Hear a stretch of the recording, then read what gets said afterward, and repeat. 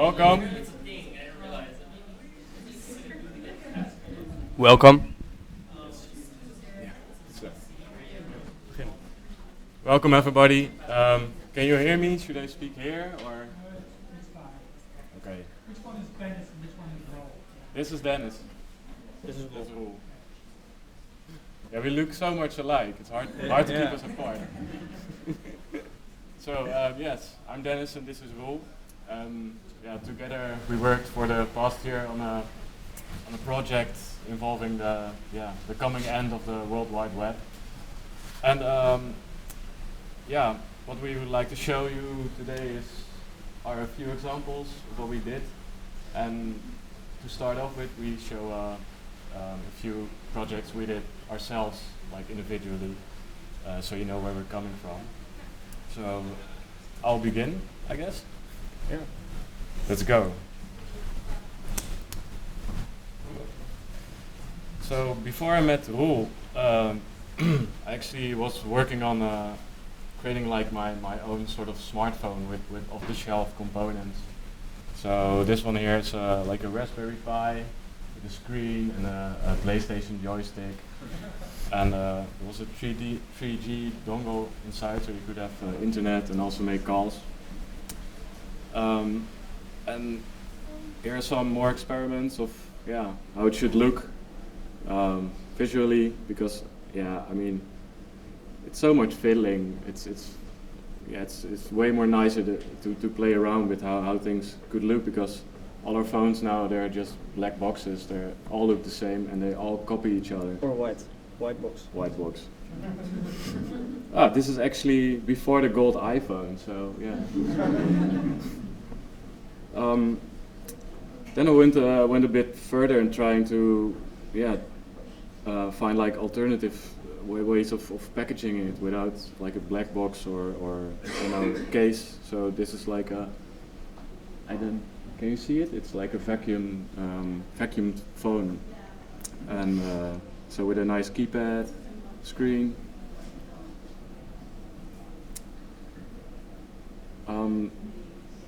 Later on, I started making like iPhone covers from this sort of Sugru, like DIY silicone caulk stuff mixed with food coloring.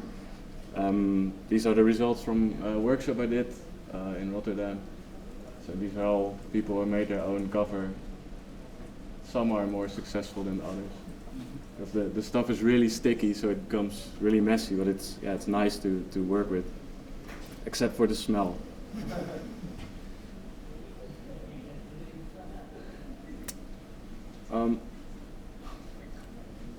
So instead of like using off-the-shelf components, I started looking at things that are already there or like discarded electronics. And this was an iPhone of a friend, and it didn't work anymore. So I took it apart, tried to see what was wrong, but I couldn't figure it out. But what I did figure out was that if you make a short circuit with the battery, it still had some power in it, and you could hook it up to the power, and there would flow juice.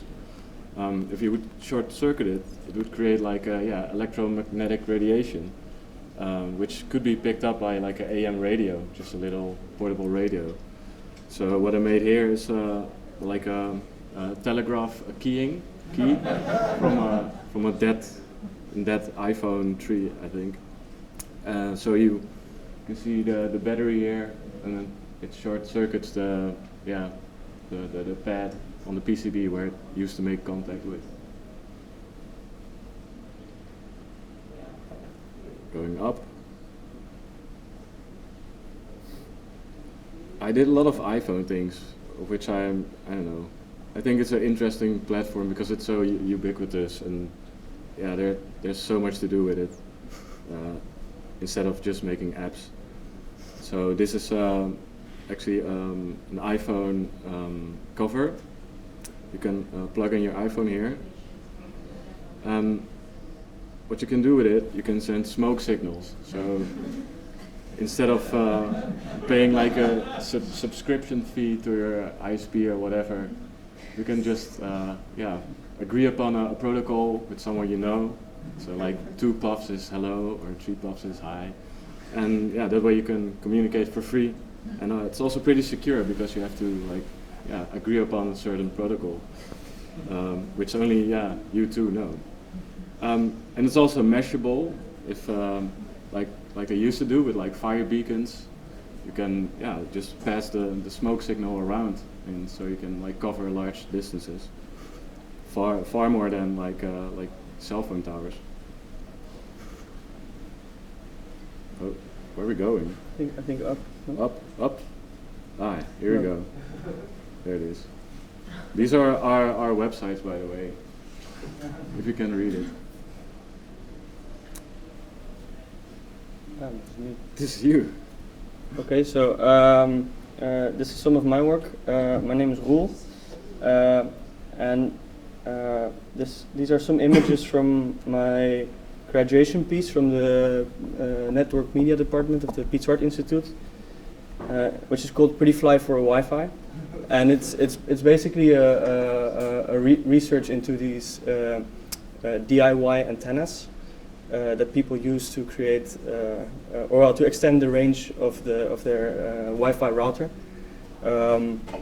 either to create community meshes or to, I don't know, sniff somebody else or just leech from the neighbor or whatever. And yeah, this used to be pretty big in the early 2000s, especially also for creating the meshes. And now everybody's just using these off-the-shelf ubiquity routers. It's, you know, like these, they look like a phone basically. It's like this long thing, a bit boring. And I'm always really interested in DIY aesthetics and processes. So I started this search on the web archive for these old websites, which detailed instructions on how to make these antennas. And what I found really beautiful about it is that because the wavelength of the Wi-Fi radio is around 12 centimeters, it's this shape or this size that correlates a lot with the size of your hands and objects you hold, etc. So all these antennas, these necessary shapes, they can be found in everyday objects like the dumpling scoop, which acts as a parabolic reflector, or this is the bottle is actually used as a sort of filler for a wire mesh, which is twisted around it to make this cantenna kind of antenna. This is a sardine can. So I collected a lot of them and also went a bit into the cultures where they come from, trying to describe, like these community networks, or like these. You have a lot of NGOs as well that were interested in these kinds of things. Like, for example, the bottle comes from this project I think in the Central African Republic, where they wanted to make these antennas with locally sourced materials. So they found that the bottle actually corresponds quite well with the wavelength.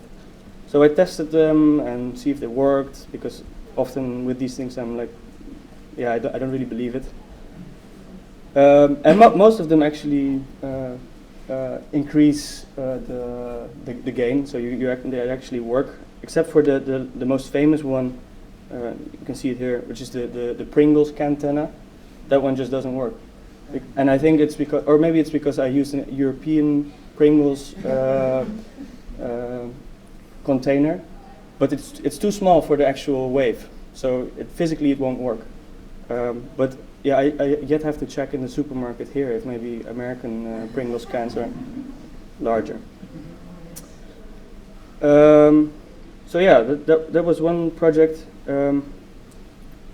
This is another project I did. It was a bit of the result of a workshop a good friend of mine organized in Rotterdam called Blending In, where like it was just in the wake of the Snowden leaks, so everybody was really trying to figure out, how can we obfuscate and encrypt, etc.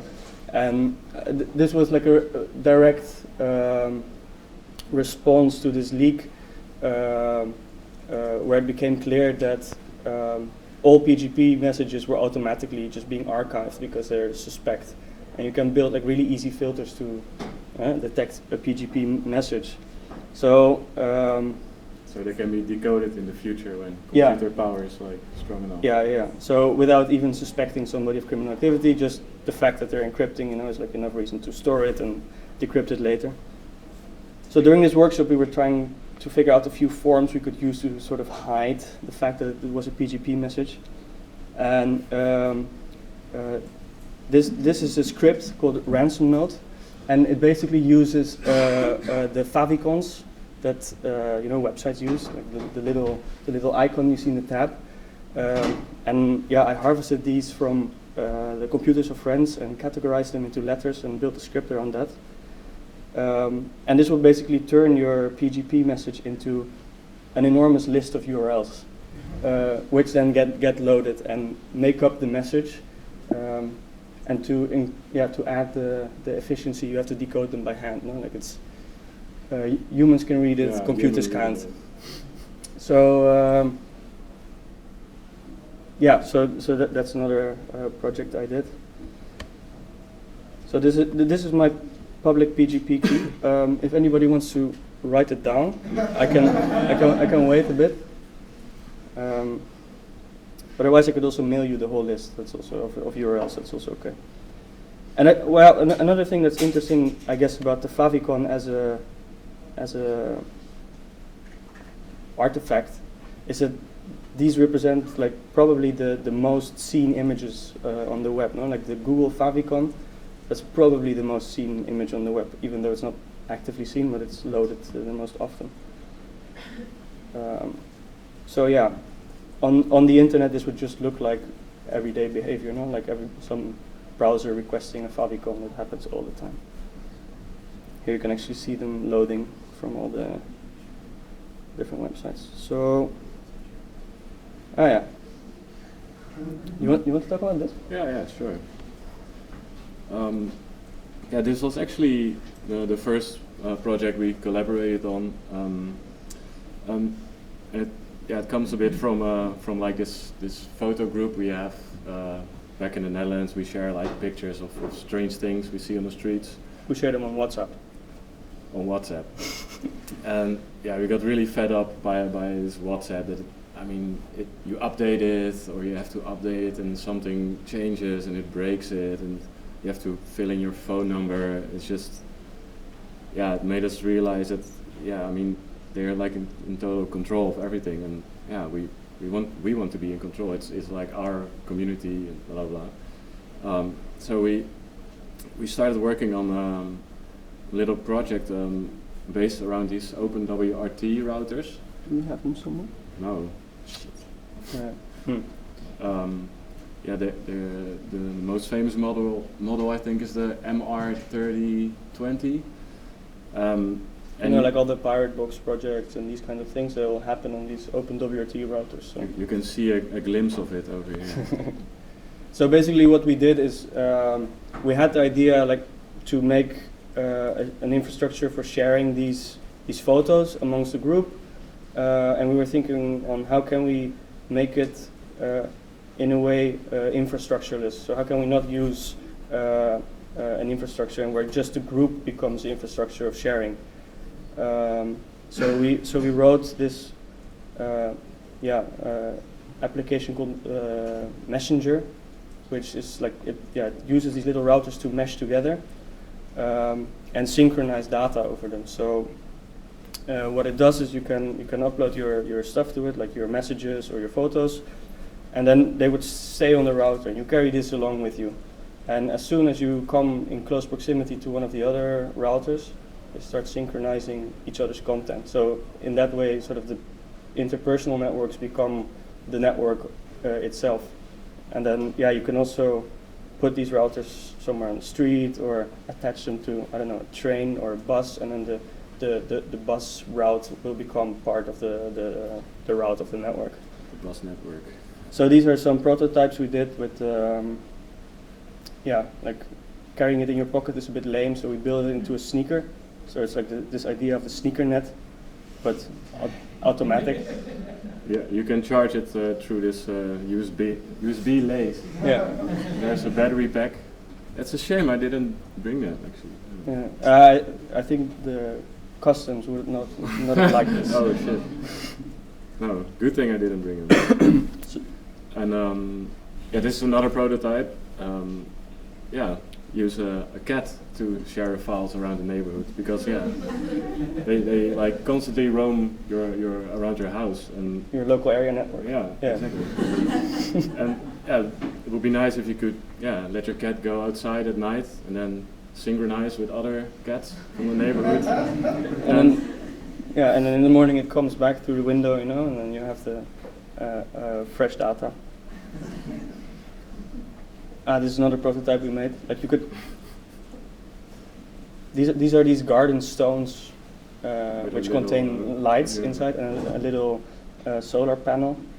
So we thought, we can modify this and put it in the garden. Nobody will notice probably, and it will just be there as a sort of point in the infrastructure to synchronize. This is a screenshot of the interface, how it looked. For like the message sharing application, so it's all written in JavaScript. You can upload a photo or a message. Photo gets heavily compressed because of the bandwidth, and also these machines aren't very fast. And and what's quite interesting is that the routing works quite nicely. So if A wants to talk to C, but they're not in close proximity, then they can use the random passerby B as a sort of point in exchange. And then because there are no active connections, a transmission can take very long, but it also means that these transmissions don't expire. Which was a problem with testing actually. Yeah, where you would have these ghost messages in the network that would keep coming back even though you delete them.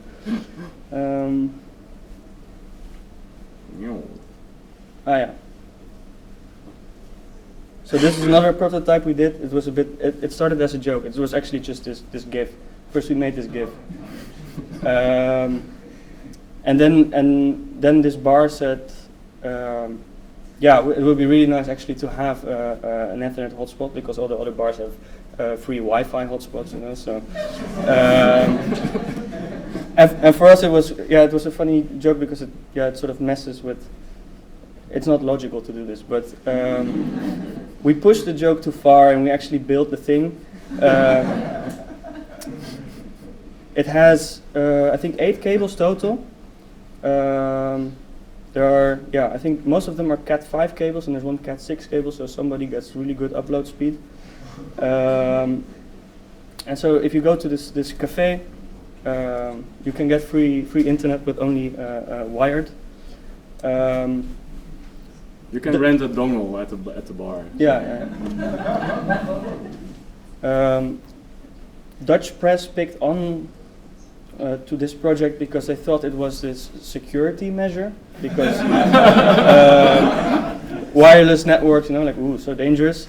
So, but wired is okay, obviously. So we kept telling them that it's secure in the sense that at least you know that the guy who's packet sniffing you is in a range of 5 meters around you, because that's the length of the cable. So it's the first one in the world. So if anybody is running a cafe in New York and wants to be the second in the world, feel free to contact us.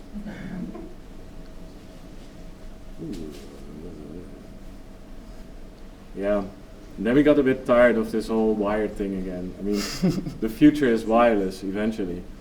And it also actually started off as wireless.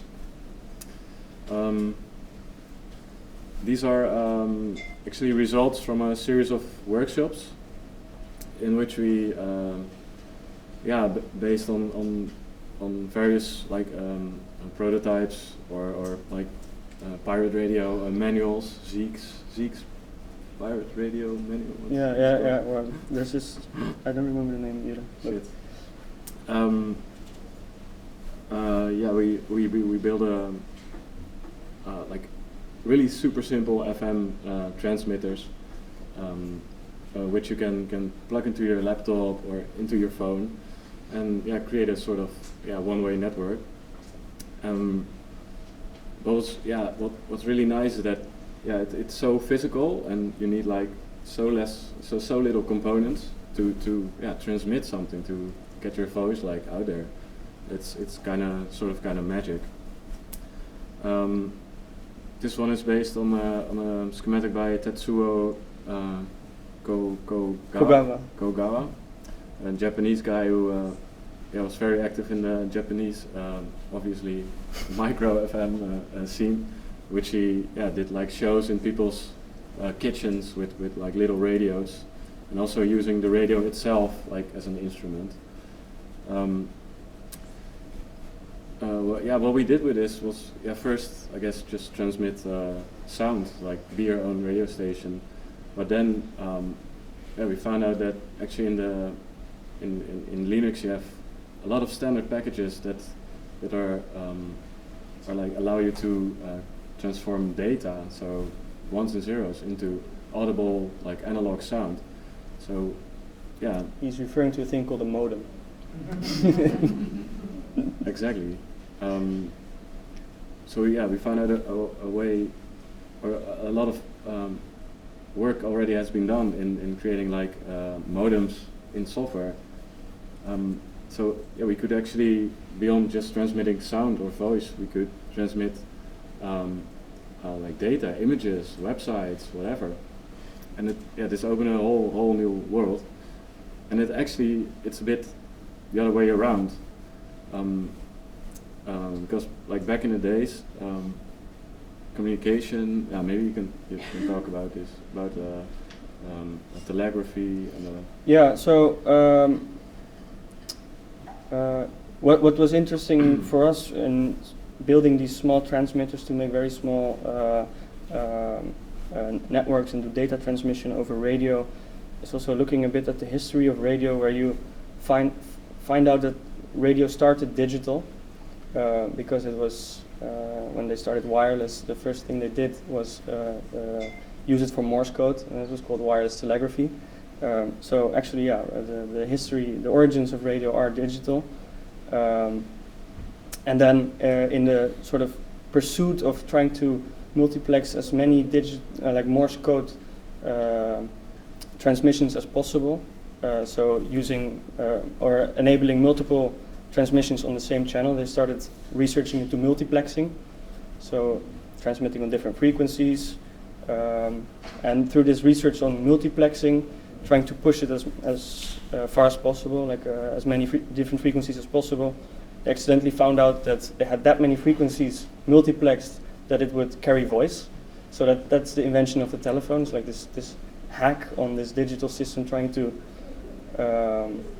transmit on as many frequencies as possible. And then that led also obviously to the broadcast radio that we know, where you have people talking and voice as the main mode of transmission. And then when in the 50s people started looking into digital transmission again, they had to basically make a hack on the hack that a generation did before. It's on how to make, how to convert digital information into analog waves. So that's the role of the modem. These transmitters were quite nice, but the range limited, and we also wanted to build receivers, but these are extremely difficult to build. So this was pretty much one way. Which is actually funny, because like in the Netherlands, the internet works a bit the way around. It's really easy to download, so receive stuff, but your upload speed is always like capped at a minimum.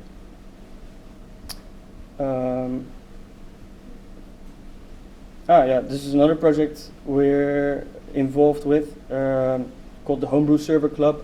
It's also part of this series of workshops we've been doing, in which we it's like a monthly gathering for people who just want to host their stuff at home. But what's important for the Homebrew Server Club is that we're not we don't want these sort of killer apps as a solution. Also, not the own cloud or whatever. Not proposing these already packaged mechanisms or this idea that you can only host at home with a Raspberry Pi or anything. No, you can just use any laptop. Can be a server. So the Homebrew Server Club is like people that gather and then they say, oh, I have this at home. How can I turn this into a server? And also trying to deal a bit with this asynchronous bandwidth. So the fact that you can download much more than that you can upload, which for a server is a bit of a problem. This is actually the homepage, but it's also the clubhouse, because like every meeting we have a little server, and every meeting someone else takes it home with him to try to get it online. So punch through your ISP's firewall, etc. So the actual server is rotating amongst the members. The clubhouse. This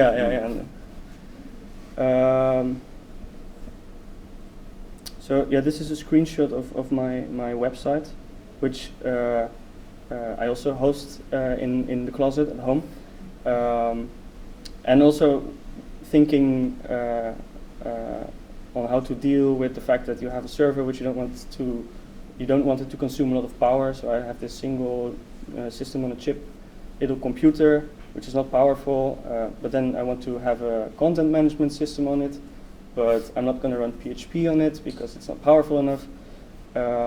So I wrote the so-called auto-index CMS, which uses Apache's auto-index to just load the directories. So you can just put files in directories to serve them, and then actually I have a JavaScript front end to render that into a website. And what that does is actually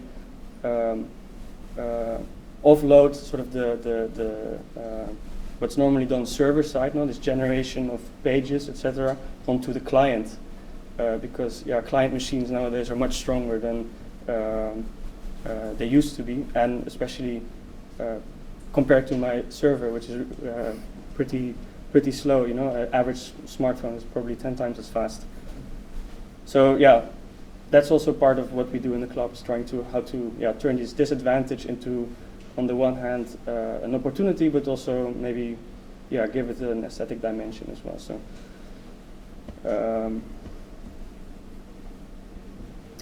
this is also good. This is good. Yeah, this is our latest project. It's not completely finished yet. There is still some testing to be done. But we were in China and we ate some like glass noodles, and we were like joking, fiberglass noodles. Then we're like, oh, maybe not such a bad idea, because like the earth is like spoiled with fiber optic cable waste, which is kind of useless, but at least this you can still eat when it's no longer needed. What it does, it's there's a little LED, and it sends light to a glass noodle, and there's a LDR on the other side which receives the light. So you can transmit data through like Morse code, for example. We still have to figure out how fast we can go, because like how it is like this, it doesn't always work because there's too much interference from light from the outside. So in order to make it work, you have to put it like in a black box. In a sleeve. In a sleeve, So we're still benchmarking this this technology. Cooking time. Trying to figure out what's the optimum cooking time now for what's the best bit rate we can get. Expiration dates.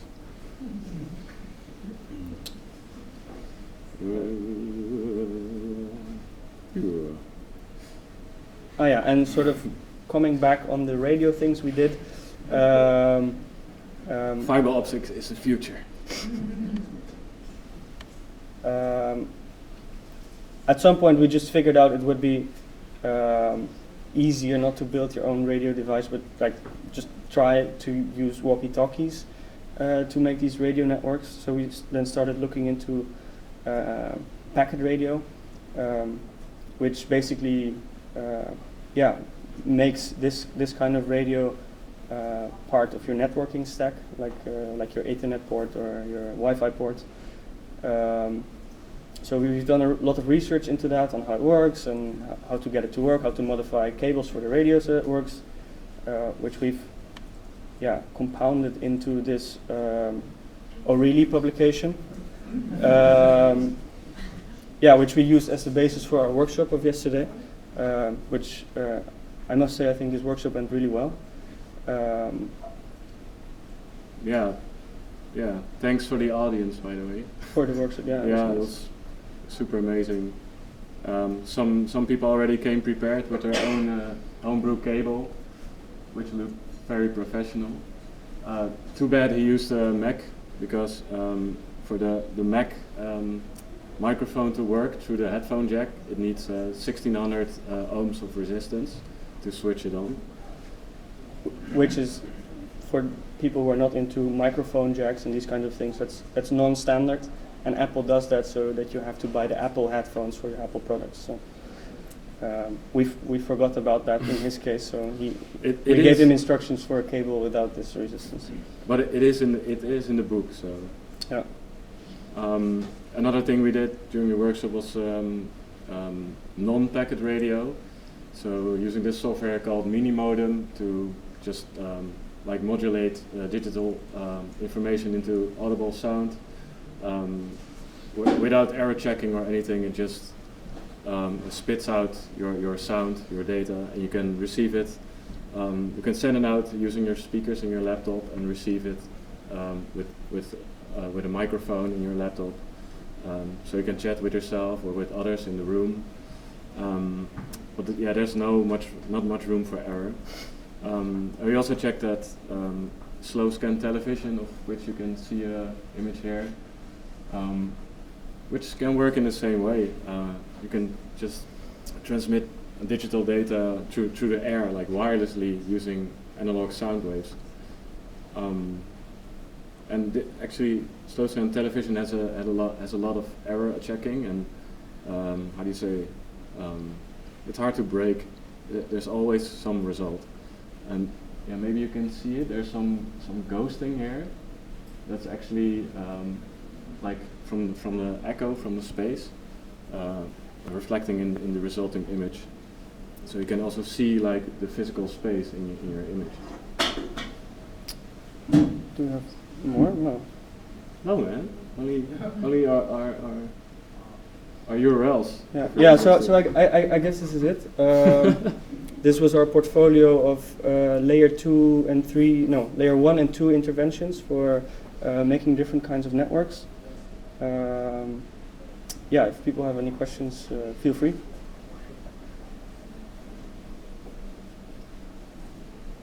No? Good. Is your Active Radio book available as a PDF anywhere online? Well, not yet. Actually, someone forgot his copy yesterday. At the workshop, yeah. Potentially print some more. Yeah, we could do a second printing run because we sold out yesterday so we should do a second printing run probably. So if you want one, then yeah, sure. Just transmit the PDF as sound waves, and we can all. That would actually be a good idea. I think we will be sitting here for the. Yeah, it would take a while. 1,000 years. Yeah. Yes. Do you find different brands or makes of glass wiggle affect the single products? Yeah, this one is actually it's a special one. Where is it? Maybe you can see it, but it's like sort of a double-stranded version. So potentially it could be like full duplex. This one was the best. If you get the cloudy ones, no, it's obviously not as good. So, but like what we could find in the Chinese store in Rotterdam, this was the best so far. But we should check out some of the American-made exactly. fiber noodle. Yeah. So I I've heard of people doing internet protocol over all kinds of crazy things, including very low speed data networks through oil drilling by sending pulses of sound through the drilling mud down very deep. And the question for the noodle is, have you ever thought about multimodal, where you would send light in one thing, but maybe like a salt solution through the other and have a sensor pick up the changes in salinity or something? We haven't thought of that, but Yeah. maybe we should discuss it afterwards. Sounds actually quite good. Yeah, Sort cool. of broth. you'd have Yeah. Yeah, I think there's still a good space for combining computers and food. Yeah, I'd love to continue with that.